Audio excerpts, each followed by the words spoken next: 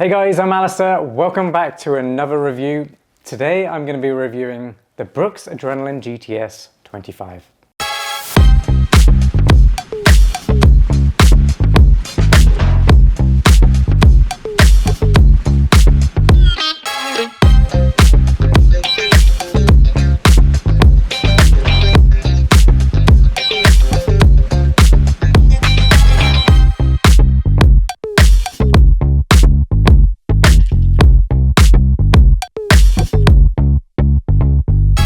So the Brooks Adrenaline GTS now enters the 25th anniversary year, which is the silver anniversary edition. And this one has some really interesting updates to it that, in my opinion, actually make it more of a sidestep rather than a huge leap forward in terms of improving the line. But that's okay. Side steps are good as well. It was already really good on version 24, absolutely loved it. But there have been some tweaks to this one which are going to make it better for certain runners over other runners. So stick with me, stay tuned, watch the whole video, and you'll get a full scoop on whether this one's going to be best for you or not. The Adrenaline GTS line is Brooks's most popular stability line of daily trainers. It's a formula that has worked for a long time, and a lot of people have become to love the Adrenaline GTS line, and for good reason. It's a daily trainer that adds support and stability to you on your run. What that means is it does help improve your gait as you run if you do suffer from overpronation issues where your ankle rolls inwards or you've got flat feet. Then a stability daily trainer like this is really going to help you, especially in the long run. It's going to correct that overpronation a little bit. This isn't a huge overcorrection, it's more of a gentle reminder of protection underfoot, and it does give you just enough to make it feel comfortable on the run and not too overly corrective. Let's start with the key specifications. They cost $155. I will let you know at the end of this review if I believe they're worth that price tag. They weigh 10.2 ounces or 289 grams. That's for a size US men's 9, my pair. And if you look at the previous version, the Adrenaline GTS 24, well, this one was a tiny bit lighter, 0.1 of an ounce, I think it is. So negligible. The Adrenaline GTS 25 now has a drop of 10 millimeters from heel to toe. That adds 3 millimeters under the forefoot and 1 extra millimeter at the heel. That makes the ride feel that little bit softer underfoot. I actually prefer the feel of the lower drop of this one as well. It just balances out the midsole all the way across the shoe, meaning you get a nice soft landing at the heel, but also you get a bit of softness under the forefoot too. The upper is using a nice engineered mesh which does conform pretty well to your feet. This one also has some cues taken from the glycerin line, which are these stretch knit collars, which is really interesting. That just helps seal up the shoe. But when you pair that with a tighter mesh in the upper, it does feel a little bit warmer on the run. More on that in a moment. The midsole foam is using DNA Loft version 3, and like I said before, that gives a nice balanced ride. It's soft enough, but also gives you nice response and stability on the run. The outsole is using Road Tack rubber compound, which does a really good job of giving you traction on the run. Even in wet conditions, it does very well. When you compare it to the previous version, it's kind of very similar, but just a different layout. So a similar amount of coverage, but the layout is different, that's all. So don't expect anything too different in terms of traction or grip on the run.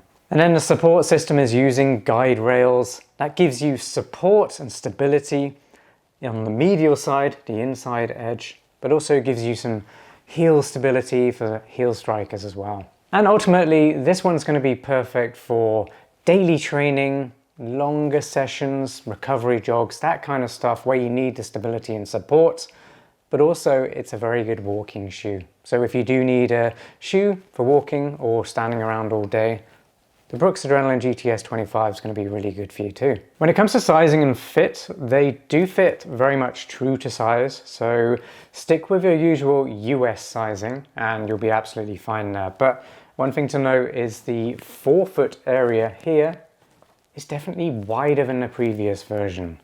It's also got a nice wide toe box, similar to the previous version, maybe a little bit wider. But generally the fit is wider, so if you have wide feet, you're going to get on well with these. But if you have extra wide feet, there are wide options available too. The collars and the tongue are all still incredibly padded, so you get that really nice soft step-in feel that you probably come to love from the previous version. It feels very similar, and that translates to on the run as well. It feels a very similar upper, just a bit wider with maybe not quite as locked down in the forefoot area. But heel lockdown is very good, and I like the fact you've got this nice finger pull at the rear now. The previous version didn't have that. And you've still got those anchor points on the tongue, either side. What those do is basically anchor the tongue in place so it doesn't slip around to the sides or move down when you're running. If you're enjoying this review so far, please give the video a like. Absolutely love it when you guys do that. It makes me feel super special and I appreciate it. And also subscribe to the channel. Hit that notification bell. That'll let you know as soon as new videos drop. And finally, if you have had experience with the Adrenaline GTS 25 or the previous version, I want to get your thoughts on these shoes. Have you been enjoying them? How have you been running in them? What's your weight, your build? All that kind of information. Please put it in the comments. That's really going to help other people who visit this channel, this video. They're trying to determine if it's going to be the right shoe for them or not. Having all that extra information is really going to help them make that decision. So, thank you, I really appreciate it. Now, if you're wondering how the Brooks Adrenaline GTS 25 compares to other stability daily trainers out there right now, well, wonder no more, because I keep a running tally of the best stability running shoes at any given time. If you want to read that, you want to find out which ones are going to be best for you and your needs, head up there. That'll take you to alistairrunning.com, and that's going to take you straight to my stability daily trainers roundup. On there, you'll very easily be able to find the best ones for you. Okay, it's time to talk performance.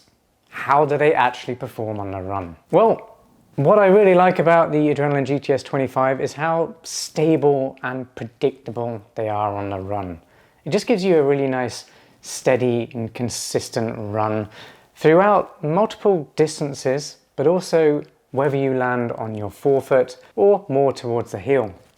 And that's really important to have a nice balanced daily trainer, because towards the end of a longer run, most people do tend to get tired and you'll start striking more towards the heel. And I like the fact that this version actually feels softer under the heel than the previous version, and it's a lower drop, so it doesn't encourage you to strike at the heel more than the previous version does. That's really good for form as well, because you should ideally be running more towards your forefoot. That will help reduce any pronation issues that you might have as well. So I really like the balance of the midsole here. It feels really soft all the way across, but not too soft. It's got a nice amount of response, which helps keeps your gait in check, but also gives you a nice bit of spring off as well. And it's also a very flexible shoe. Look, it's very easy for me to flex it, very easy to bend it.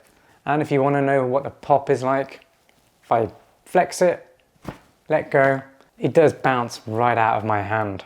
And that's really the DNA Loft version 3 foam doing that. Transitions from heel landing to toe takeoff do feel really, really nice and smooth. And that's all because of those things I just mentioned. A little bit of extra softness at the heel, nice easy flex, and a responsive foam that just pops you back forwards. And it feels nice. You're getting more than you put into it. And that's what you want from a daily trainer. Having said that, the midfoot for me isn't quite as secure as the previous version, so it's not as snappy a shoe.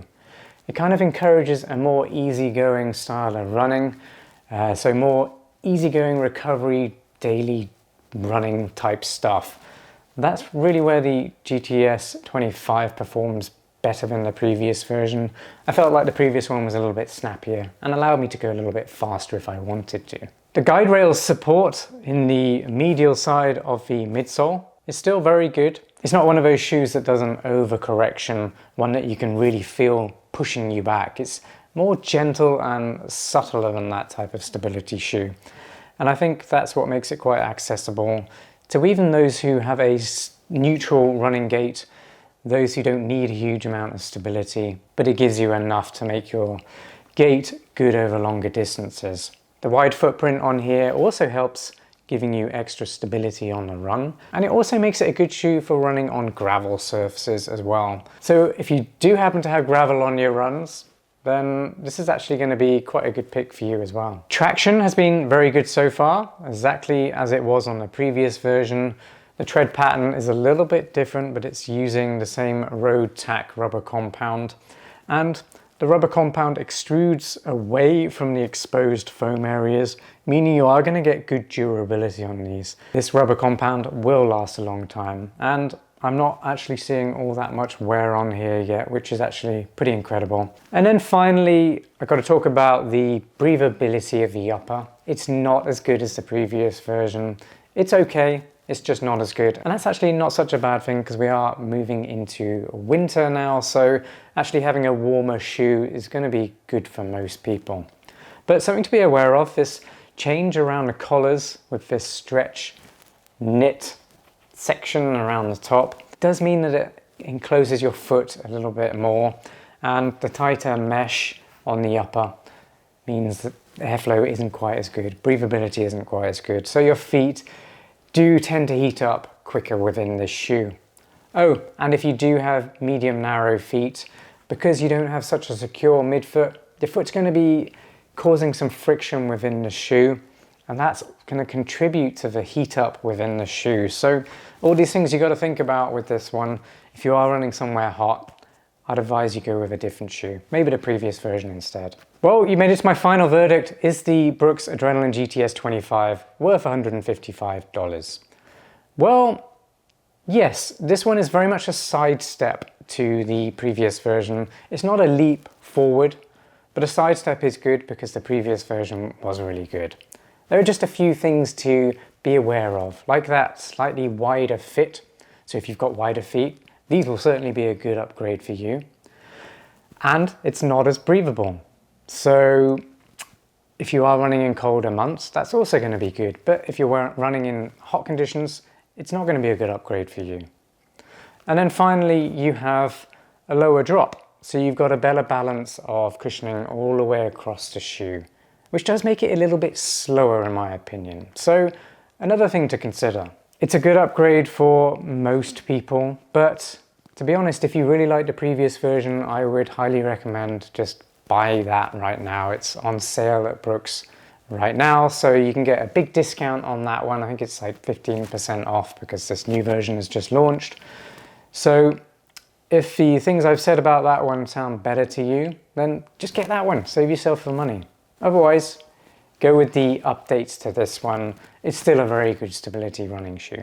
Well, that's it for me. Hope that helped make your buying decision a little bit easier. If it did, please give a video a like. Don't forget to comment on the video. I want to get your thoughts on the Adrenaline GTS line. Doesn't matter which one you run in, just tell me how you liked it in the comments down below. And make sure you subscribe to the channel, hit that notification bell, and I'll see you on the next shoe review. Peace.